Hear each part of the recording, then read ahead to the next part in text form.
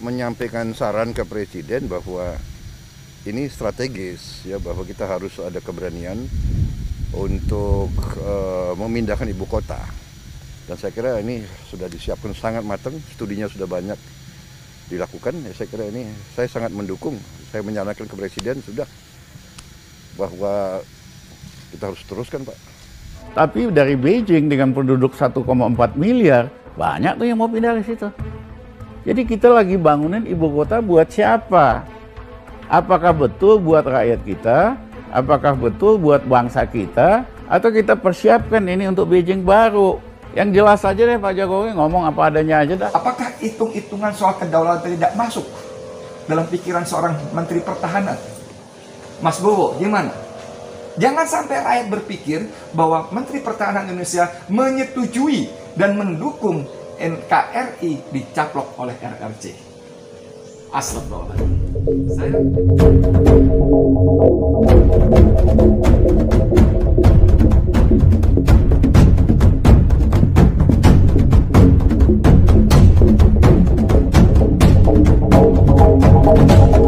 Bismillahirrahmanirrahim. Assalamualaikum warahmatullahi wabarakatuh. Saudara, dengan saya Hedi Mulyadi dari Forum News Network FNN.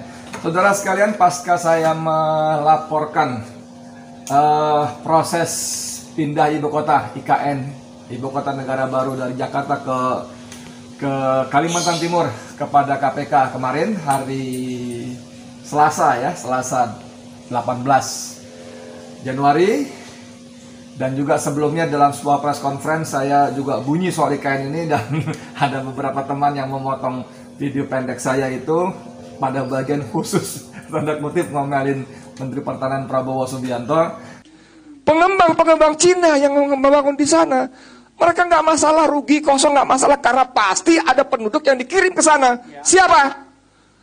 Warga RRC tinggal di sana. Masa gini aja nggak ngerti sih? Masa Menteri Pertahanan kayak begini aja nggak ngerti sih? Jenderal bintang 3 macan yang menjadi kayak mengeong, nggak ngerti begini aja. Ini sih bicara soal kedaulatan negara, bos.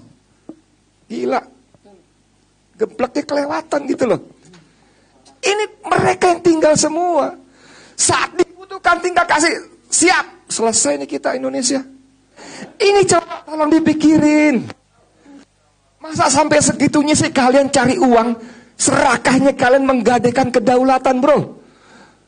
Nggak peduli soal seperti ini. Seorang Menteri Pertahanan, halo Prabowo Subianto, kamu dengar suara saya?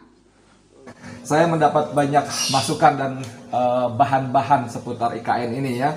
Kemarin seperti saya katakan di baik pada press conference maupun di KPK kemarin, saya antara lain menjadikan bahan yang ditulis oleh 8 LSM ini ya.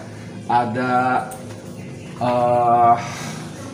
siapa ini di sini ada Forest Watch Indonesia, ada Jatam, Jaringan Advokasi Tambang, kemudian ada Jatam Kaltim, ada Pokja 30, ada Pokja Pesisir dan Nelayan, ada Tren Asia, ada Wahana Lingkungan Hidup atau WALHI, dan ada WALHI Kaltim.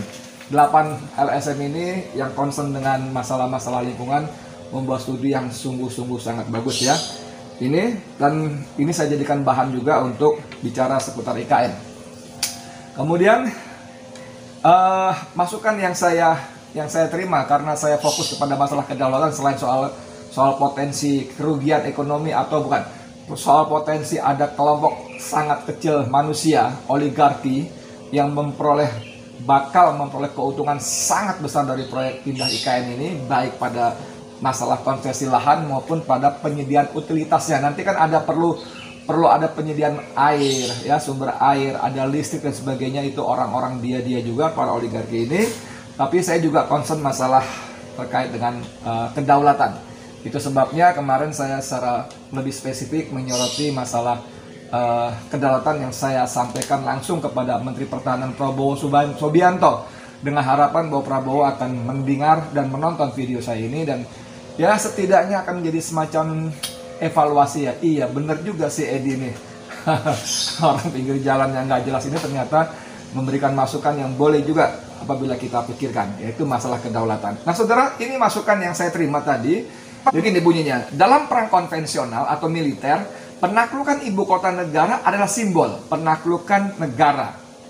ibu kota negara dikuasai, maka sama artinya secara hukum internasional negara itu sudah jatuh dan tidak ada lagi eksistensinya ya. Ini sesuai dengan konvensi hukum internasional. Nah saudara sekalian, saya sebelum masuk ke panjang lebar, apa di paragraf pertama ini sudah dialami Indonesia ketika Yogyakarta waktu itu sebagai ibu kota negara diduduki oleh Belanda. Bahkan presidennya, wakil presidennya, dan sejumlah pejabat tinggi menterinya sudah ditangkap oleh Belanda. Ya, jadi sebetulnya secara hukum konvensi internasional pada hari itu ketika jatuh ibu kota oleh Belanda, maka Indonesia sudah dianggap tidak ada.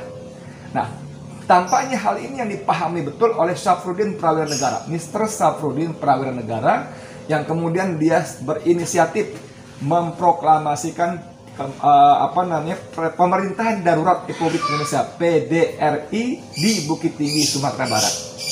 Ya, beliau mengatakan pada dunia bahwa Indonesia masih ada dan ibu kotanya ada di Bukit Tinggi. Dan itu menjadi poin penting secara diplomatik internasional, terutama bahwa Indonesia masih ada, ya kan? Itu secara diplomatiknya. Kemudian di sini ada lagi yang mengatakan, di sini sumber informasi saya, tampaknya Jokowi dan RRC ini paham betul tentang kondisi ini, tentang penguasaan ibu kota. Dan mereka trauma dengan kasus kalahnya Basuki Cahayapurnama alias Ahok pada kontestasi Pilkada 2020 berapa ya waktu itu ya. Di DKI Jakarta dia kalah melawan Anies Baswedan. Padahal secara teori mestinya Ahok menang mutlak. Karena apa? Karena presiden berada di belakang Ahok. Karena apa? Karena birokrasi, aparat semuanya membela Ahok. Dan yang paling penting lagi, sumber dana semua berlimpah ruah kepada Ahok Basuki Cahayapurnama ini. Tapi ternyata Ahok terjungkal, kalah ya. Maksud saya bukan terjungkal, kalah. Bahkan program reklamasinya yang digadang-gadang akan memberikan keuntungan puluhan atau ratusan triliun pada para Taiwan pun mangkrak karena di bypass, dihentikan oleh Menko Maritim waktu itu Rizal Ramli. Walaupun atas keputusan itu akhirnya harus ditebus dengan harga yang cukup mahal, yaitu Rizal Ramli terpental dari kabinet. Saudara sekalian, ini menjadi pelajaran penting sepertinya bagi Joko Widodo dan Republik Rakyat Cina. Maka mereka berpikir daripada menghabiskan energi, menghabiskan dana, biaya untuk merebut Jakarta, lebih baik membuat ibu kota baru. Membuat ibu kota baru yaitu di Kalimantan Timur, yaitu di Kabupaten Penajem Pasar Utara. Ini masuk akal. Jadi kalau ibu kota di luar, apalagi sampai Kalimantan sana, maka dari secara teori itu penguasaannya jauh lebih mudah. Apalagi kemarin tanggal 18 Januari kemarin, hari Selasa, secara biadab ya, anggota Dewan DPR itu bersama-sama secara berjamaah menyakiti, mengkhianati rakyat Indonesia. Pembahasan yang dilakukan sampai maret, sampai dini hari Selasa dini hari itu, dan dilanjutkan dengan paripurnanya itu betul-betul memberikan karpet merah bagi penguasaan aneksasi Indonesia oleh RRC. Nanti kita akan coba lihat ya. Dan ini luar biasa sekali. Belum ada mungkin ya selain RUU IKN ini yang pembahasan undang-undang begitu cepat dikebut. Bahkan ketika awal pembentukan RUU pun itu sudah melanggar tata tertib DPR. Dan apa yang terjadi saudara? Justru tata tertibnya diubah supaya bisa menggolkan, melegitimasi, menjustifikasi pembahasan RUU IKN ini, ibu kota negara. Nah, daripada habiskan energi untuk menguasai Jakarta, lebih baik cari ibu kota baru, memindahkan ibu kota. Ibu kota pindah, maka sentral kendali negara bernama Indonesia pun akan pindah, ya kan? Kalau ibu kota sudah pindah ke Penajam, Kalimantan Timur, dilihat desainnya. Coba lihat desain ibu kota negara ini ya. Pusat pemerintahan akan terisolasi dari masyarakat. Artinya jangan harap akan ada demonstrasi apabila ada kebijakan pemerintah yang merugikan rakyat. Pemerintah nantinya akan tenang, tak ada hiruk pikuk, ancaman demo mau apa saja bebas di ibu kota baru. Komposisi masyarakat mereka pun yang tentukan. Siapa yang bisa menjamin bahwa saat ini belum terjadi migrasi besar-besaran penduduk dari RRC ke Penajam Timur Utara, Penajam Pasar Utara maksud saya, PPU di Kalimantan Timur. Kalaupun belum ada migrasi besar-besaran ya, tinggal tunggu waktu aja seiring dengan pembangunan ibu kota baru ini, perumahan ini. Nah, saudara sekalian, kemarin dalam diskusi, dalam press conference saya katakan bahwa pemindahan ibu kota dari Jakarta ke Kalimantan ini bukan cuma bicara soal 456 triliun anggaran yang diperlukan, tapi juga bicara soal kedaulatan. Uang ini tentu akan jadi bancaan para oligarki melalui tangan para bonekanya yang menjadi para pejabat publiknya. Tapi ini akan bicara soal kedaulatan tadi. Analisis ini benar sekali, tapi tanpa ini pun saya kemarin setelah bercanda, kalau terjadi masalah DPR dengan pemerintah, kemudian bersekongkol membuat undang-undang yang merugikan rakyat dan hanya menguntungkan kepentingan mereka saja, siapa yang mau datang demo ke sana? Siapa? Kita yang ada di Jakarta, yang ada di mana? Bekasi, ada di Bogor, Depok, atau di Bandung, atau bahkan di Surabaya dan lainnya, apa mau kita berbondong-bondong datang ke Kalimantan Timur, ke Penajem Pasar Utara untuk melakukan demo menentang RUU dan sebagainya terusnya? Ini jadi problem besar. Lalu kalau ada masalah-masalah kita nggak cocok dengan DPR, dengan undang-undang, kita mau mau demonstrasi ke sana? Halo? Coba pikirin ini. Mau tuh dari Menteng atas no, si Basit ngajak no dari si itu. Kita demo, ini kita mau menentang RUU ini, datang ke sana, ke istana di sana, ke DPR sana. Seperti kata tadi, mereka kan enak-enak saja berbuat apa saja di sana tanpa kontrol. Lagi pula coba lihat desainnya ya, desain ini, nanti saya tampilkan ya. Lihat desainnya. Desainnya itu di belakang ada gedung megah dengan bentuk Garuda membentangkan sayapnya. Lalu di depan ada gedung seperti dengan banyak tiang, pusat perkantoran presiden. Siapa yang bisa datang ke sana? Kalaupun misalnya nekat, ada orang-orang sekitar situ Penajam itu yang datang ke sana untuk melakukan aksi demonstrasi. Siapa yang bisa mendekat ke arah situ? Anda, kita semua yang biasa bolak-balik demo aksi di Jakarta, posisi Istana Merdeka itu ada di Jalan Merdeka Utara, ya, Merdeka Utara. Dan kita biasanya hanya bisa aksi di depan patung kuda, di depan paling top, di depan Kementerian Pariwisata, Gedung Indosat. Bergerak ke arah sana ke kantor Menko Polhukam di gedung di Jalan Merdeka Barat itu sudah nggak bisa karena sudah diberi pembatas, bahkan ada pembatas beton, ditambah gulungan kawat berduri, ditambah pasukan polisi. Kalau dianggap belum cukup, tambah tentara TNI di situ. Kita nggak bisa mendekat ke arah istana, nggak bisa. Dulu zaman SBY kita masih bisa, Saya hampir tiap pekan begitu melakukan aksi demonstrasi pada Presiden SBY. Kita masih bisa mendekat menjelang sampai ke sana. Bahkan dalam salah satu aksi saya ingat di mobil komando ada Yusuf Karisma, itu di mobil komando tempatnya ada di depan yang ada foto-foto kepala negara, tamu-tamu negara yang datang itu area pandang atau apa gitu ya. Itu jaraknya dengan istana paling jauh hanya 100 meter, paling jauh. Dan kita masih bisa berteriak di sana. Bahkan saya ingat Yusuf Karisma gitu teriak-teriak, "Woi SBY," menghadap ke sana. Dan seterusnya sebagainya. Nah, ini didesain begitu rupa. Jadi mereka memang sudah bersekongkol mempersiapkan segala rupa untuk membuat mereka bisa menjarah, bisa berbuat apa saja demi kepentingan mereka dan kepentingan majikan mereka. Setiap saat, setiap waktu, tanpa rakyat Indonesia bisa mengkritisi, mengkulik, apalagi melakukan demonstrasi-demonstrasi. Lalu saya lanjut lagi. Dengan IKN ini juga akan dijadikan alibi penting perpanjangan jabatan presiden hingga 2027. Hingga 2027. Jadi kalaupun hari ini wacana presiden 3 periode gagal sukses ya, karena banyak penolakan walaupun mereka sudah menguasai 82% lebih suara di parlemen dengan bergabungnya para partai-partai semua, tinggal Demokrat dan PKS saja. Itu bisa jadi tidak mulus untuk mengubah amandemen Undang-Undang Dasar 45 supaya Jokowi bisa menjabat untuk periode ketiga. Tapi mereka juga sudah menyiapkan skoci. Rencana berikutnya adalah perpanjangan 3 tahun. Karena apa? Paling sedikit ada alasan kalau membangun ibu kota negara pindah ke Kalimantan, ini bisa menjadi dianggap justifikasi pembenaran supaya jabatan presiden bisa diperpanjang 3 tahun. Dan menurut saya ini bukan mustahil. DPR tanpa iming-iming seperti ini pun mereka akan setuju, karena DPR sudah menjadi tukang stempel pemerintah, sudah menjadi tukang stempel eksekutif. Bahkan tokoh nasional Rizal Ramli pun sudah mengatakan DPR itu sudah menjadi ASN cabang Senayan, kalau nggak salah dia ngomong begitu.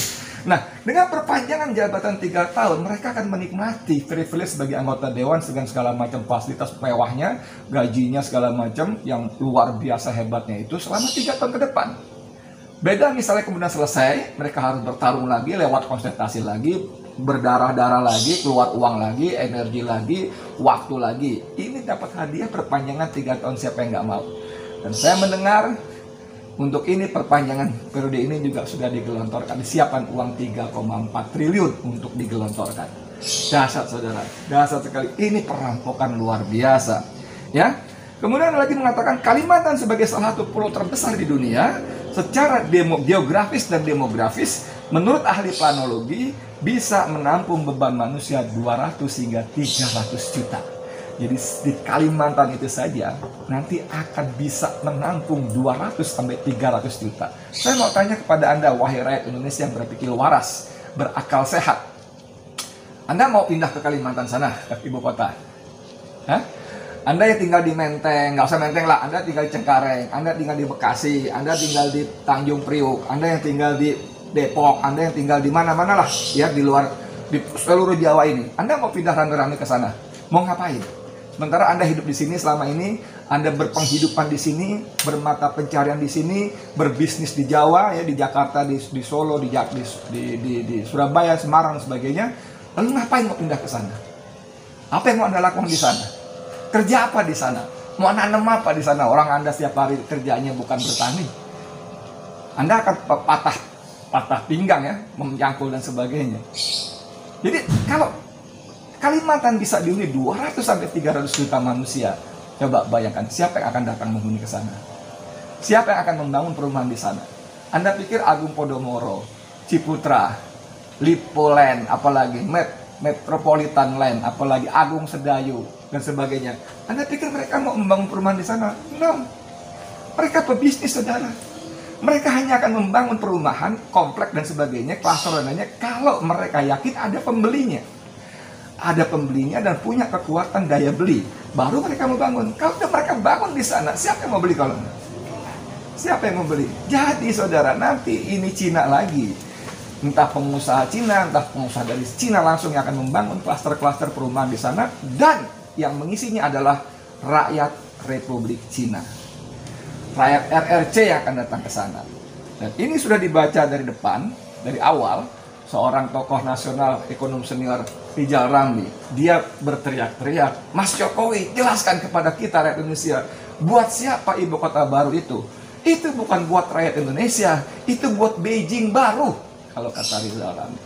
Polanya tuh sama, beli murah di Kalimantan Timur, ya kan, dibangun, jual sama rakyat Indonesia. Siapa yang mau pindah ke Kalimantan Timur, ke Penajam? Kagak ada kan? Tapi dari Beijing dengan penduduk 1,4 miliar, banyak tuh yang mau pindah ke situ. Jadi kita lagi bangunin ibu kota buat siapa? Apakah betul buat rakyat kita?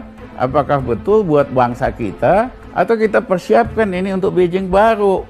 Yang jelas aja deh Pak Jokowi, ngomong apa adanya aja dah. Dan saya setuju sekali bahwa itu sangat mungkin disiapkan untuk pemukiman orang-orang dari RRC. Cukuplah menampung eksodus migran Cina daratan, di mana kalau ini terjadi Indonesia secara keseluruhan pun mayoritas penduduknya adalah orang-orang dari RRC. Ya, Anda bisa bayangkan 200 juta rakyat RRC akan datang berbondong-bondong ke Kalimantan, maka semua demografi langsung berubah total. Indonesia akan dikuasai oleh Cina. Akan dikuasai oleh Cina ketika mereka ada pilkada, bupati, gubernur, wali kota, bahkan presiden, mereka sudah memiliki captive suara. Nah, yang ini yang saya maksudkan kemarin. Apakah hal seperti ini tidak masuk dalam kalkulasi seorang Prabowo Subianto yang menjadi Menteri Pertahanan?